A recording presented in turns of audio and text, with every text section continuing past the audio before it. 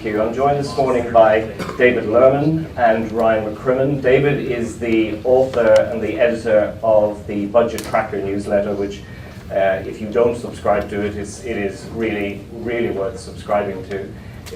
I was talking to a woman last week, and I got that Washington question, what do you do?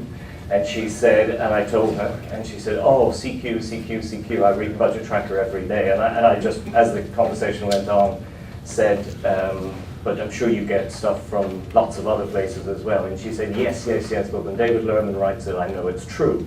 So, sparing your blushes, David, that's the feedback from the people who read your newsletter every day. And with one of the things that David often refers to and links to is articles written by Ryan. Ryan is one of the team.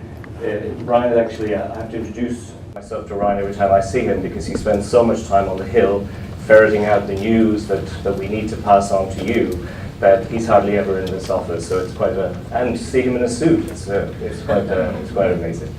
Good morning, welcome to you as well. We couldn't have probably chosen a better day to have a briefing about the budget. There is certainly a lot happening. Just a few quick things before we get into some questions in terms of the format of today. I will ask a group of questions which I'll leave for David and Ryan to choose to answer.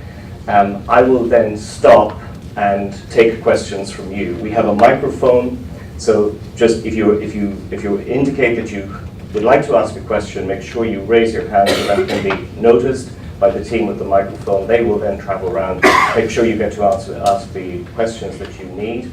Now, we told you that this briefing would end around the 8:30 mark. I'll remind you when we've got to that time, but if there are more questions that we've not got to, we'll extend and we can go on as far as 9 o'clock, and by then we will have covered most of the areas we do. We are videotaping this, but when it comes to asking questions, we switch the video off, so your question will not be picked up for us to use.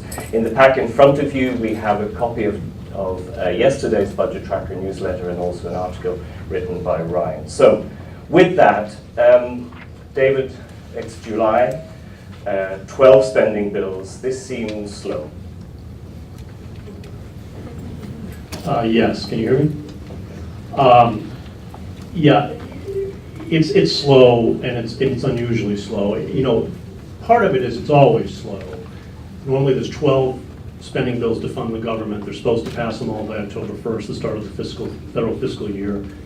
Anyone happen to know the last time they actually did that on time? It's actually 1994. Now, think about that a minute. I mean, if my math is right at this ungodly hour of the morning, that's 23 years ago. So the process has been broken a long time. So part of it is just that the budget process is always too slow. But this is an unusually messy year, and it's going to be fascinating, I think, to see how this plays out, because they're really in a jam now. A number of things have conspired to make this really ugly and has put Congress in a real bind right now.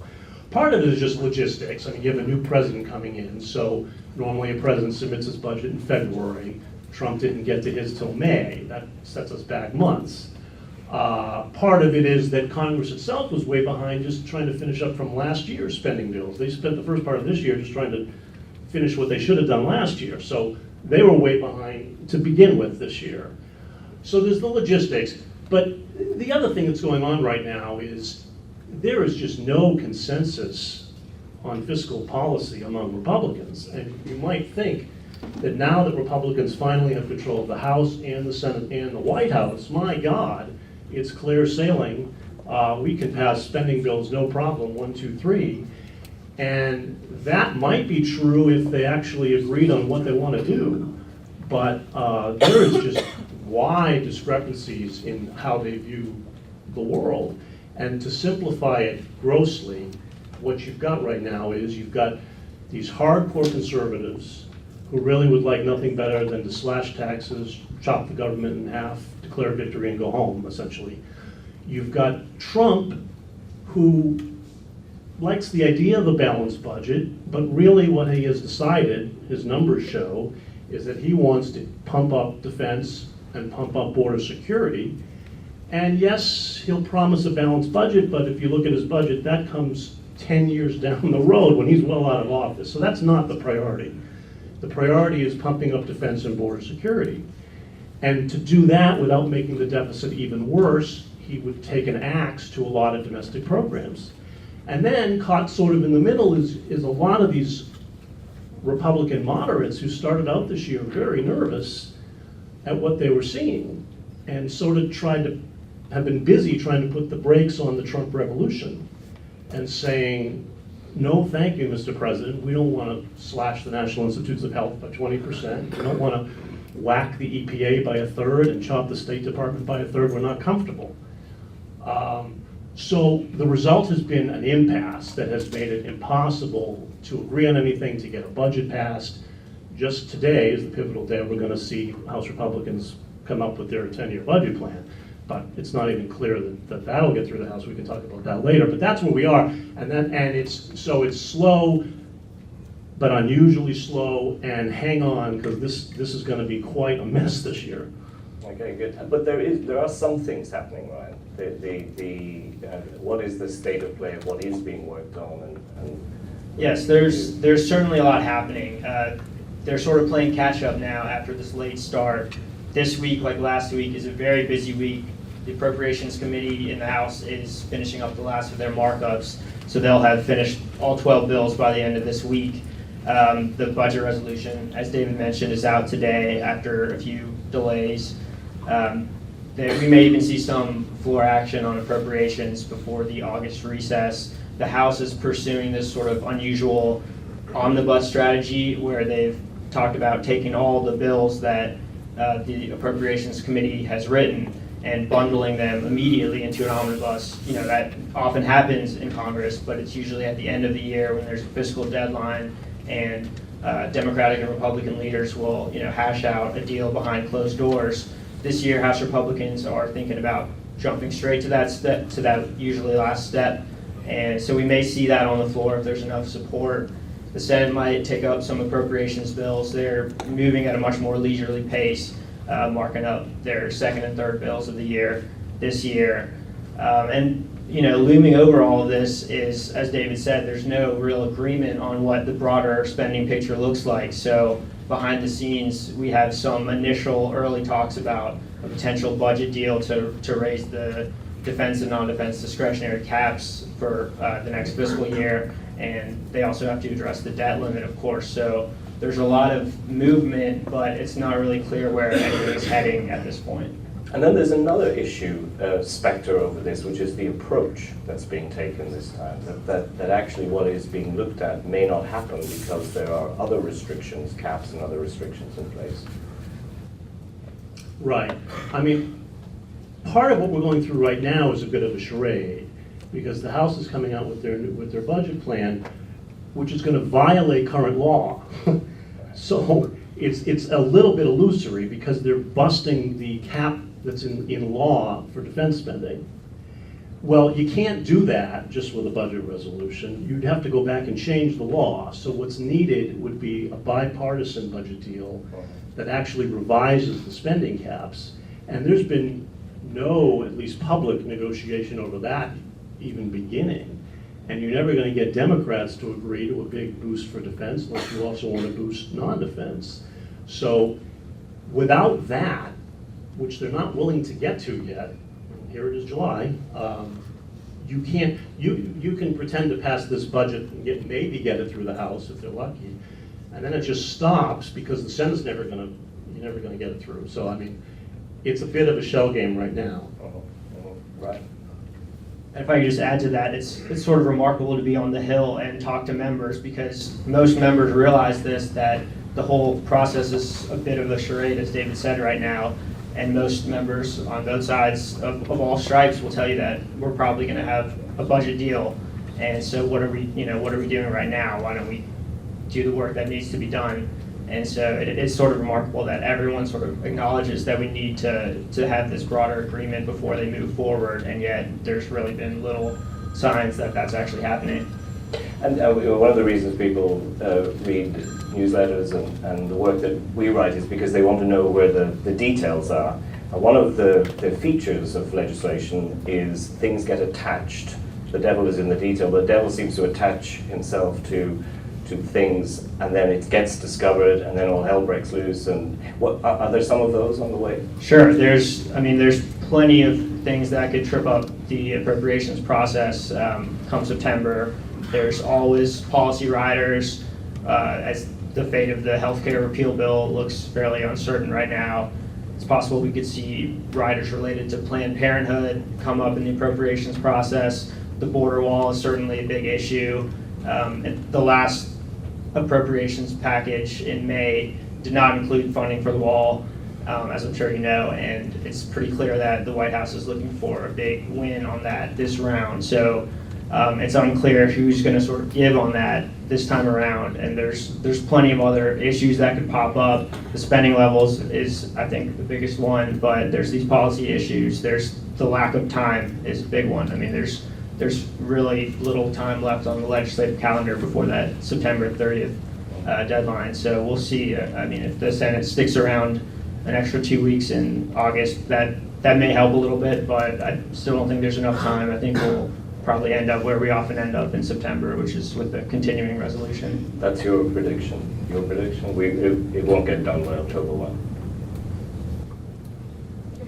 I would second that. There's not a chance in hell, really. I mean, I just don't see it. I don't see how you can possibly. They've done zero. You know, the House Appropriations Committee just finally this week will have pushed through all 12 of their bills. The full House won't even have time to deal with those unless they bundle them all together in one of these catch-all omnibus deals.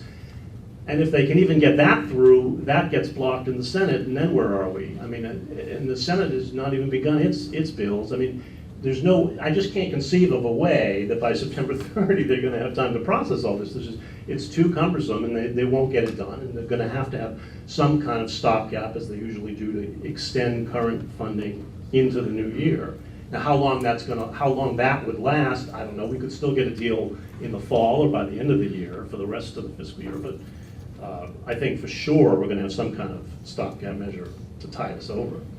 And this may sound like an obvious question to you, and why wouldn't I know the answer, but why would you not agree spending levels before you decide how to spend? Yeah, that would be too logical, I think. You know, I actually asked that of one of the senior Republican House members, who's really very, very knowledgeable in appropriations and budget matters. And I said, you know, don't you need the bipartisan deal? Why don't you figure out how much your Congress is going to be able to spend before you start writing up these bills? And he said, look, we know in the end there has to be a bipartisan deal, but our members want to vote for what we believe in. And so a lot of this is just messaging. They said, you know, we want, as House Republicans, to have a Republican budget that expresses Republican beliefs about fiscal priorities for the country, what we believe on taxes, what we believe on entitlements, what we believe on balanced budgets, and their members want the chance to say, here's what I can vote for, here's what I really support. Never mind, it's never going to become law, but they feel that until they get that step done, they're not ready to sit down and negotiate on a real budget. And meanwhile, of course, time is of the essence, and it's going to run out. Another smaller factor is that a lot of the Senate staffers who have been sort of consumed with the whole healthcare debate are the same ones who would be very involved in this process of negotiating a new budget deal to change the spending levels. And so a lot of it is sort of that work has just sort of been on pause while the healthcare debate has sort of taken up all the attention and all the oxygen. Okay. Final question from me. So if you have a question, if you indicate now, we'll make sure there's a mic in front of you. The blueprint being published today, explain what it's trying to achieve, and are there any issues with it from what you know of it already? Well, as I said, it can't get enacted, but what it would do is it would significantly boost defense even higher than what Trump wanted. It would mostly fend off Trump's big cuts to domestic programs, and it stays roughly within the spending limit for non-defense programs. It trims it a little bit by about $5 billion, but mostly stays under current law. The important thing about the budget resolution is they're using that to put a tax code overhaul on the fast track legislatively. With this so-called reconciliation procedure, it gets really arcane with the rules, but it would avoid any Democratic filibuster in the Senate this way, and they can pass a tax code overhaul with just Republican votes this way, if in this budget resolution they have this instructions to have committees draft the tax legislation. To pair that and to help pay for tax reform, they're calling for at least $203 billion in entitlement cuts over 10 years. And that's raised a lot of eyebrows because Congress is usually leery of cutting entitlement programs because you're talking about people's health care, Medicaid, and all kinds of welfare programs and food stamps that can hurt real people, and it becomes a very contentious thing. Conservatives say they're not nearly cutting enough. The Republican moderates are saying, whoa, they may be cutting too much.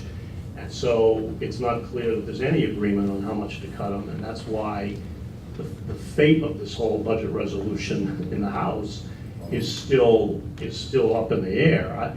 The House Budget Committee is going to take it up tomorrow.